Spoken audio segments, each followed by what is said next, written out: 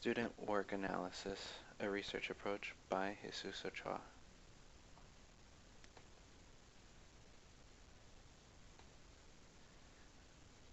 Student work analysis is a data gathering approach where teachers use student work to analyze trends in student work.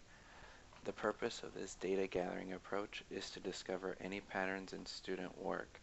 The analysis can be carried out differently depending on the type of data a teacher or researcher wishes to acquire. One common way of analyzing student data is to determine how much students are being challenged to think critically. By gathering student work and breaking it down by using Bloom's taxonomy, educators can see if students are being challenged with higher level questions or if their work mostly requires lower order thinking skills. Student work can also be broken down by proficiency according to rubrics to determine how many students are meeting certain standards. This method of data collection can and should be used by teachers within the same grade level as well as across grade levels. Grade level teachers can use it to guide instruction by seeing how students are performing. They can see if students are being challenged and whether students are learning the material.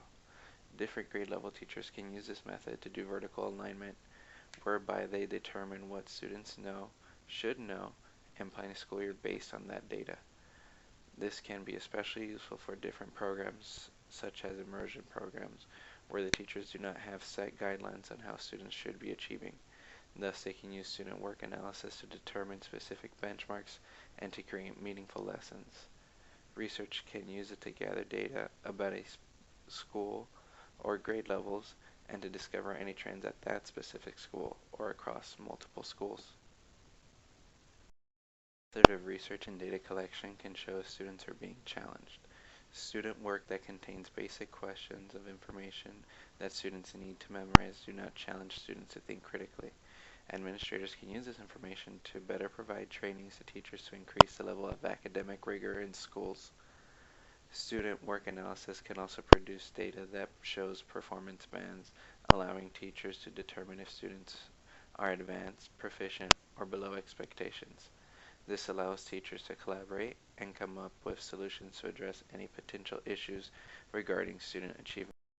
Unfortunately, this type of data analysis can consume large portions of time from teachers. Every student sample must be analyzed based on a rubric or other method of analysis.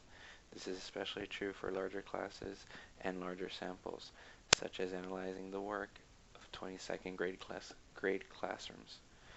It does not explain why students perform a certain way. It just demonstrates trends and shows patterns. This cannot be used to make intervention plans for specific students. Rather, it addresses the needs of everyone as a whole.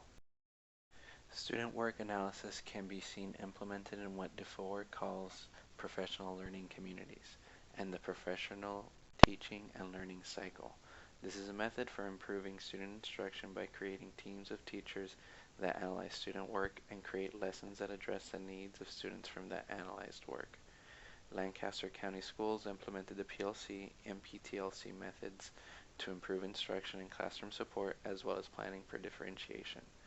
Overall, it appeared as though teachers felt that they were better able to support their students. Unfortunately, there was no hard data on student success before PLC implementation and after.